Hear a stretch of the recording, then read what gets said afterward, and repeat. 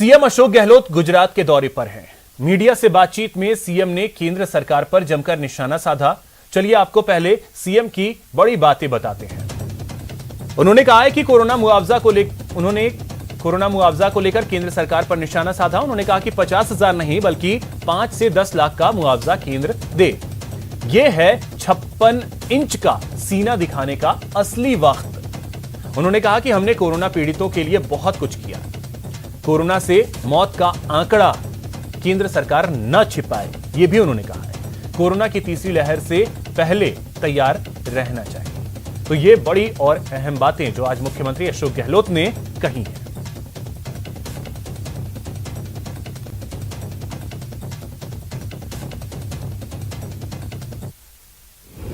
उसको कोई भूल नहीं सकता। गुजरात में भट्टा बैठ गया, यूपी में लाशें जो है गंगा के किनारे गंगारी के अंदर बहती रही। पूरे मुल्क ने देखा, दुनिया ने देखा है। कोई भूल सकता है क्या इन बातों को? इसलिए इन तमाम बातों को लेकर मैं समझता हूँ इमदाद की बात आती है आर्थिक रूप से। देखिए, ये बात अब इतनी बिगड़ चुकी है किसान संघर्ष मोर्चे और सरकार के बीच में कि सरकार को समय रहते हुए इसको निपटाना चाहिए था। कोई भी एक साल तक आंदोलन नहीं चलते हैं। डेमोक्रेसी के अंदर कई बार सरकारों को बातचीत या तो कन्विंस कर दो जो संघर्ष करते उनको, या खुद कन्विंस हो जाओ।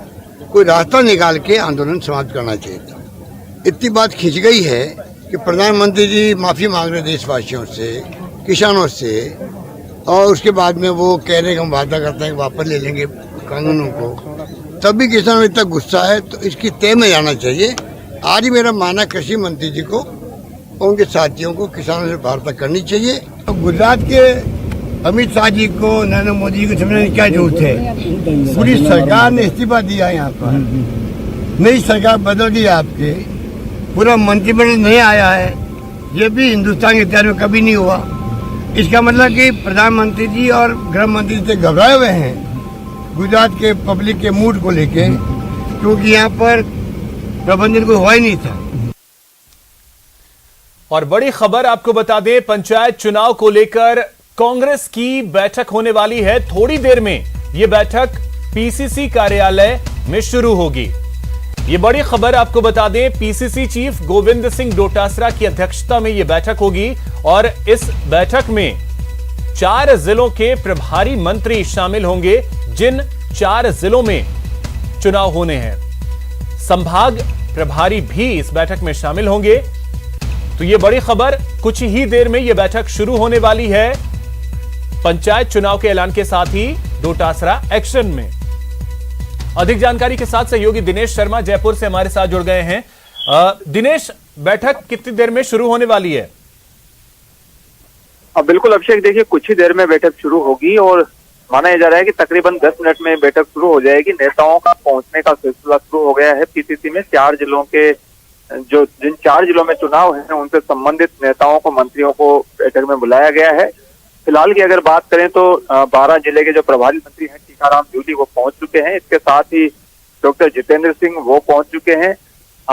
नसीम अख्तर इंसाफ जो संभाग प्रभारी हैं बीकानेर की वो पहुंच चुकी हैं और जियाउर रहमान जो बीकानेर जिले से पदाधिकारी हैं वो भी पहुंच चुके हैं। तो और भी कई नेता यहाँ पर पहुंचे हैं। कुछ ही देर में पीसीसी चीफ गोविंद सिंह डोटासरा पहुंचेंगे और उसके बाद ये बैठक जो है वो शुरू होगी और बैठक में रणनीति जो है वो तैयार होगी 4 जिलों के चुनाव को लेकर कि किस तरीके से कांग्रेस ने जिस तरीके से पिछले चुनाव में प्रदर्शन किया उसी प्रदर्शन को बरकरार रखा जाए और कांग्रेस सभी पंचायत समितियों में और जिला परिषदों में अपने बोर्ड बनाए। तो इस पर जो है फोकस रहेगा।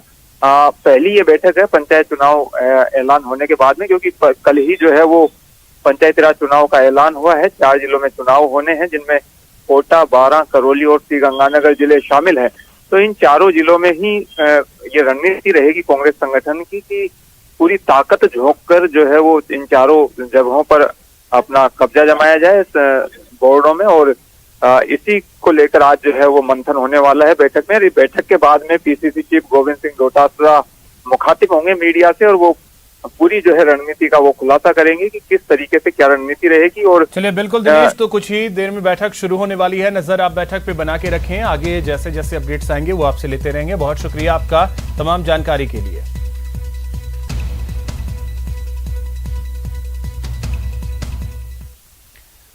पंचायत चुनाव को लेकर राज्य निर्वाचन आयोग ने कोटा, बारां, करौली, श्रीगंगानगर में जिला परिषद और पंचायत समिति सदस्यों के चुनाव का ऐलान कर दिया।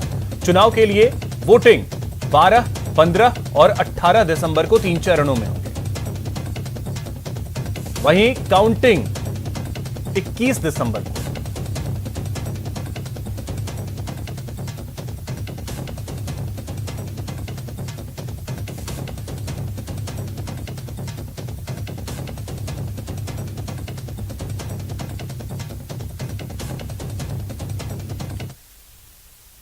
बीजेपी प्रदेश अध्यक्ष सतीश पूनिया ने कांग्रेस पर जमकर निशाना साधा। गहलोत सरकार के मंत्रियों के बयानों पर उन्होंने कड़ा ऐतराज जताया तो पुनर्गठन को लेकर कहा कि कांग्रेस विधायकों में असंतोष है। मैं तो इतना ही कह सकता हूं कि सरकार ने मंत्रिमंडल का गठन करके एक असफल सी कोशिश की है कि कांग्रेस का अंतर्कलह, अंतर्विरोध ढक जाए, लेकिन बहुत वरिष्ठ मंत्री को पत्र लिखना पड़ जाए। एक वरिष्ठ मंत्री रहे हुए व्यक्ति, पूर्व मंत्री, ये लिखें कि योग्यता क्या है, और उसके बाद में जिस तरीके से मंत्री बनने के बाद में जो बयान हुए, तो सरकार के मंत्रिमंडल की अपरिपक्वता साफ तौर पर जाहिर है। सरकार भी जब शराब बेचती है तो उसके नीचे लिखा होता है कि शराब पीना स्वास्थ्य के लिए हानिकारक है, और प्रदेश का कोई मंत्री ये बयान दे तो दुर्भाग्यपूर्ण है कि इसका मतलब उनको जनता के स्वास्थ्य से और जनता की बाकी चीजों से सरोकार नहीं है। हेल्थ मिनिस्टर हो। दूसरा, किसी जमाने में लालू यादव जी ने इस तरीके से बयान दिया था, जिनकी सड़कों की तुलना हेमा मालिनी जी से करी। ये सस्ती लोकप्रियता हासिल करने का एक हथकंडा सा है। मुझे लगता है कि इन चीजों से प्रदेश का भला नहीं होना, लेकिन हाँ, ये इंप्रेशन जरूर जा रहा है कि राजस्थान की जनता कदाचित ये अफसोस कर रही होगी कि किस किस्म के लोगों को उन्होंने सत्ता तक पहुंचाया है। मैं तो इतना ही कह सकता हूं कि सरकार ने मंत्रिमंडल का गठन करके एक ऐसा। चलिए अब बात शहर शहर हल्ला बोल की करते हैं। आपको तस्वीरें दिखाते हैं। आपके टीवी स्क्रीन पर 2 तस्वीरें हैं। पहली तस्वीर जयपुर की है, जहां बढ़ती महंगाई के खिलाफ यूथ कांग्रेस ने पैदल मार्च निकाला।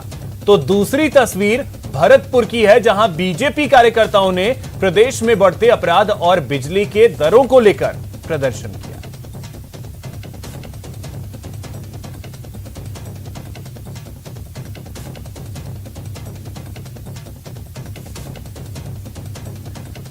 जयपुर में बढ़ती महंगाई और केंद्र सरकार की नीतियों के खिलाफ यूथ कांग्रेस कार्यकर्ताओं ने महारैली निकाली। जन जागरण अभियान के तहत यूथ कांग्रेसी कार्यकर्ताओं ने बनी पार्क से सिविल लाइन फाटक तक रैली निकाली और केंद्र सरकार के खिलाफ नारेबाजी की। इस वक्त हम खड़े हैं कलेक्ट्रेट सर्किल पर खड़े हैं। यहां पर सैकड़ों की तादाद में यूथ कांग्रेस के कार्यकर्ता केंद्र सरकार की महंगाई के खिलाफ जो नीतियां हैं उनके खिलाफ यहां पर एक महारैली का आयोजन कर रहे हैं। इन्होंने सड़क पर पड़ाव डाल रखा है। इसके अलावा ये रैली निकाली जाएगी। इनकी मांग है कि जिस तरीके से जो केंद्र सरकार ने पेट्रोल डीजल की दरें बढ़ाई हैं, रसोई गैस की कीमतें बढ़ाई हैं, और लगातार जो केंद्र की नीतियों के कारण बेरोजगारी बढ़ी है युवाओं में, उन युवाओं को रोजगार की व्यवस्था करवाई जाए। जो महंगाई चाहे वो रसोई की हो या दूसरी समस्याएं हो, उनको ये केंद्र सरकार को जिम्मेदार ठहराए। हम दिखाना चाहेंगे बड़ी तादाद में यहाँ पर यूथ कांग्रेस के कार्यकर्ता इकट्ठे हुए हैं और वो लगातार जो है ये मांग कर रहे हैं कि आम आदमी को राहत दिलाई जाए। जिस तरीके से हमारे साथ कांग्रेस के नेता, राष्ट्रीय हमारे अध्यक्ष सोनिया गांधी जी के नेतृत्व में, हमारे देश के लोकप्रिय नेता, युवा दिलों की धड़कन राहुल जी के नेतृत्व में, हमारे राजस्थान के लोकप्रिय मुख्यमंत्री अशोक गहलोत जी के नेतृत्व में और यूथ कांग्रेस के राष्ट्रीय अध्यक्ष जी डी.वी. श्रीनिवास जी के नेतृत्व में आज पूरे राजस्थान से, कोने कोने से, हर जिले से पदाधिकारी आए हैं। क्या मांग है आपकी? क्यों ये महारैली, क्या करेगा? महारैली तो हम जन जागरण करना चाहते हैं, आम जनता को जगाना चाहते हैं कि मोदी जी ने अच्छे दिन का वादे किया था, अच्छे दिन नहीं आए, और जो महंगाई जो बढ़ाई है उसको कम करें, बेरोजगारी उसको रोजगार दें। जो वहीं भरतपुर में बीजेपी कार्यकर्ताओं ने बढ़ते अपराध और बिजली के बढ़ती दरों के खिलाफ प्रदर्शन किया। कलेक्ट्रेट पर बड़ी संख्या में कार्यकर्ता जमा हुए और जमकर नारेबाजी की। बीजेपी जिलाध्यक्ष गिरधारी तिवारी के प्रदर्शन गिरधारी तिवारी ने प्रदर्शन का नेतृत्व किया। इस दौरान भारी पुलिस बल तैनात रहा। प्रदर्शन में सैकड़ों की संख्या में महिलाएं भी शामिल हुई।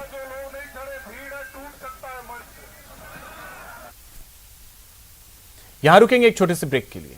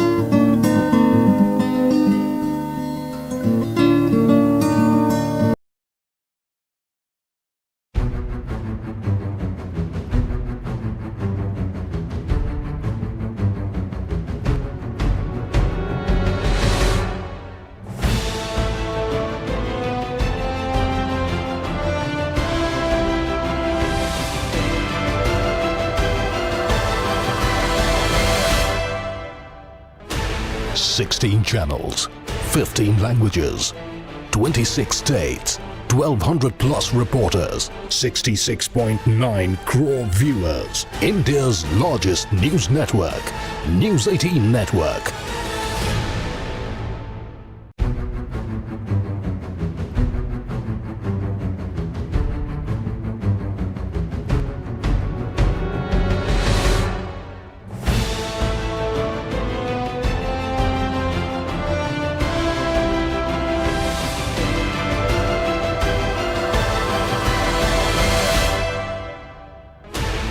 Sixteen channels, 15 languages, 26 states, 1,200 plus reporters, 66.9 crore viewers. India's largest news network, News 18 Network.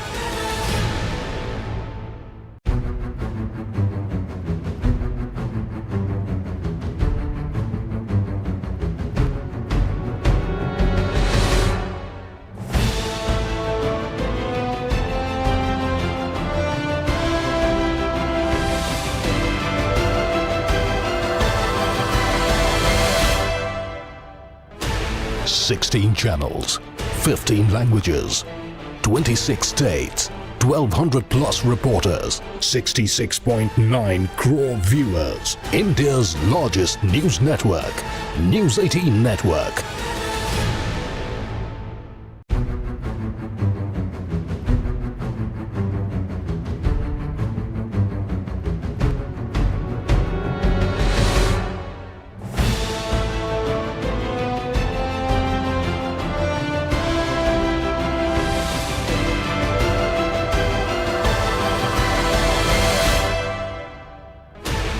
Sixteen channels, 15 languages, 26 states, 1,200 plus reporters, 66.9 crore viewers. India's largest news network, News 18 Network.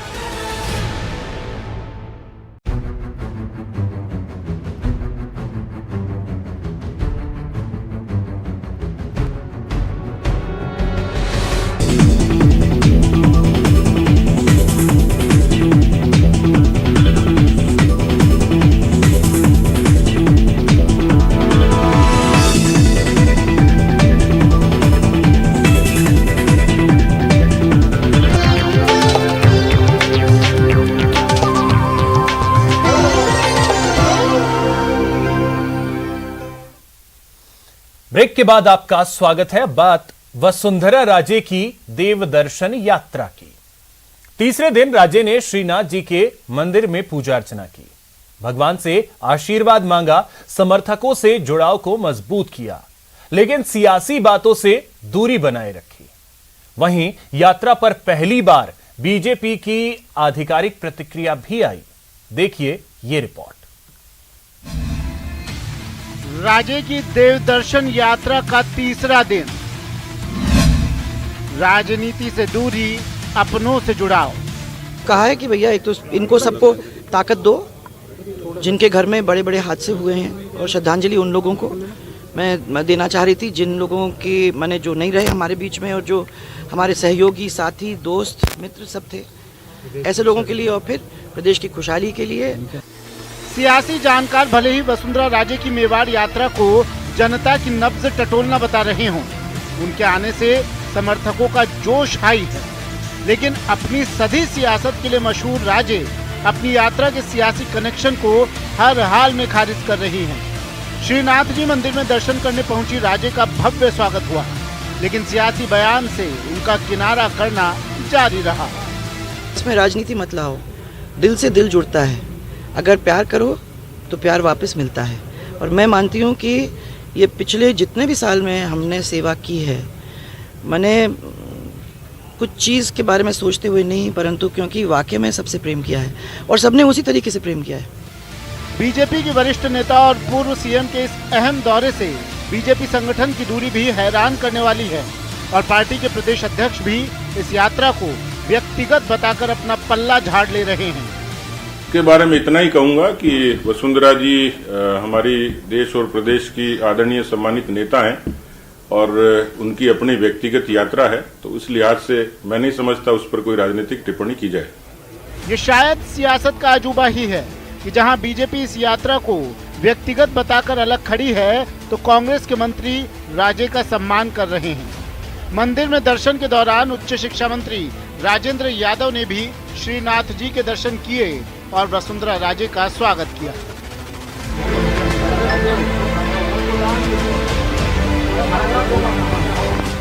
BJP का संगठन भले ही राजे की यात्रा से दूर है, लेकिन बीजेपी के प्रदेश अध्यक्ष उनके सम्मान की बात जरूर करते हैं।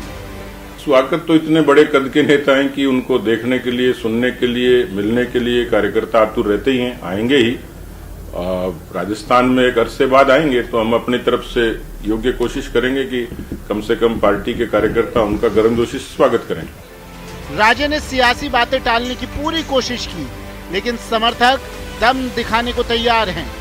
इस दौरान पूर्व मंत्री यूनुस खान, रणधीर सिंह भिंडर, मावली विधायक धर्म नारायण जोशी, कल्पना कंवर, योगेंद्र सिंह चौहान आदि मौजूद रहे। अलकेश सोनाढ्य, न्यूज़ 18, राजसमंद। यहां रुकेंगे एक छोटे से ब्रेक के लिए।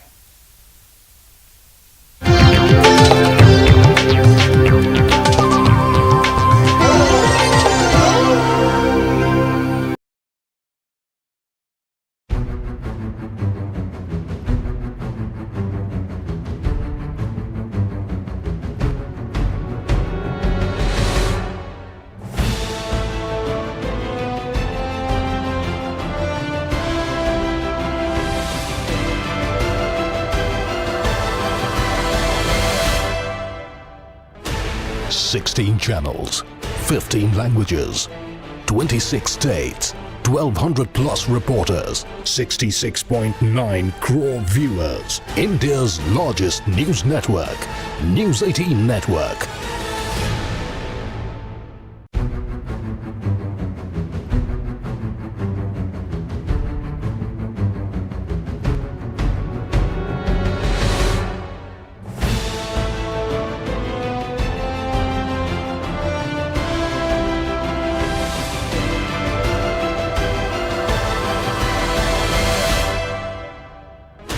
$16 channels, 15 languages, 26 states, 1,200 plus reporters, 66.9 crore viewers. India's largest news network, News 18 Network.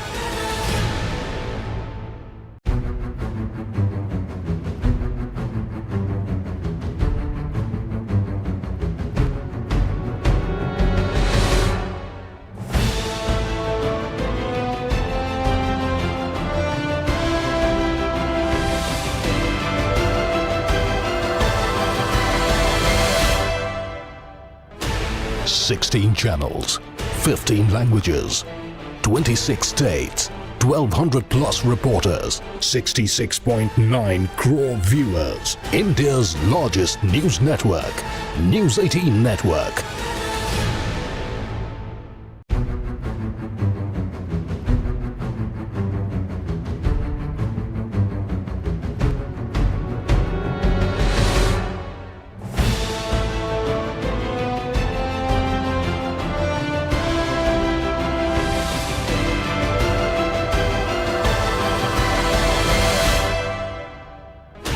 16 channels, 15 languages, 26 states, 1200 plus reporters, 66.9 crore viewers. India's largest news network, News 18 Network.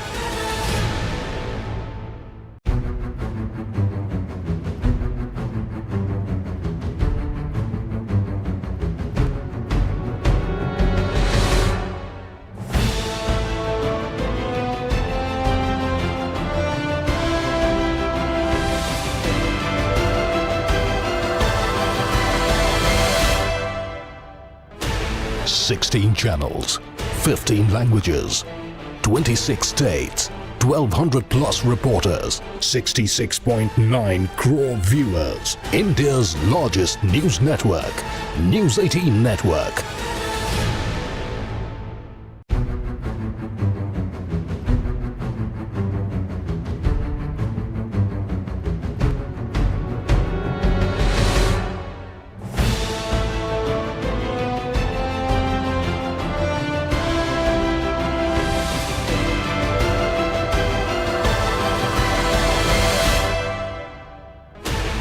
Sixteen channels, 15 languages, 26 states, 1200 plus reporters, 66.9 crore viewers. India's largest news network, News 18 Network.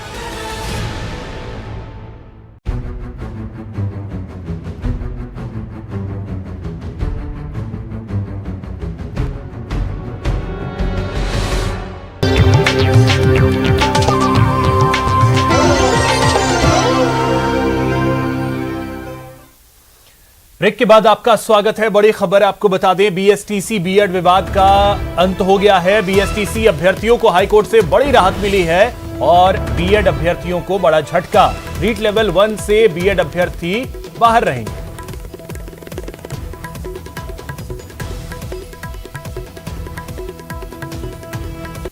सरकार द्वारा जो जारी परिपत्र है, जो निर्देश था NCT को कि मात्र जो निर्देश था आरटी एक्ट के अंतर्गत जो 23 का जो पावर है उसको एक्सरसाइज करने का, हमारा तरफ से सबसे बड़ा जो ग्राउंड था वो यही था कि सेक्शन 29 जो एक्ट का है, एनसीटी एक्ट का, वो उसके अंतर्गत आप आरटी एक्ट के अंतर्गत जो एनसीटी जो काम कर रही है उस। हाँ जी, जीत होगी। संघर्ष कभी हारता नहीं है। सत्य परेशान कर सकता है, सत्य पराजित नहीं करता।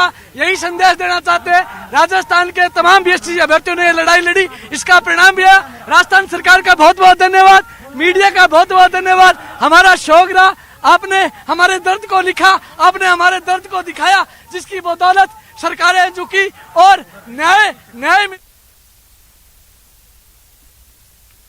तो चलिए अब रुख करते हैं अगली खबर की ओर। और एक बड़ी खबर इस वक्त की हम आपको बताते हैं और आपको बता दें कि कोरोना की बात करते हैं, जो एक बार फिर से डरा रहा है। पिंक सिटी में एक बार फिर से कोरोना ब्लास्ट हुआ है, जिसके बाद आज जयपुर में कोरोना के 17 नए मामले सामने आए हैं।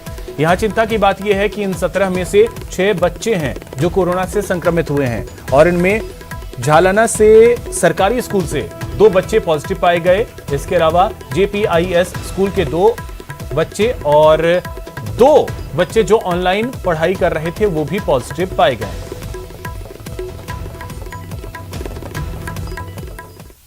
फिलहाल इतना ही। नमस्कार।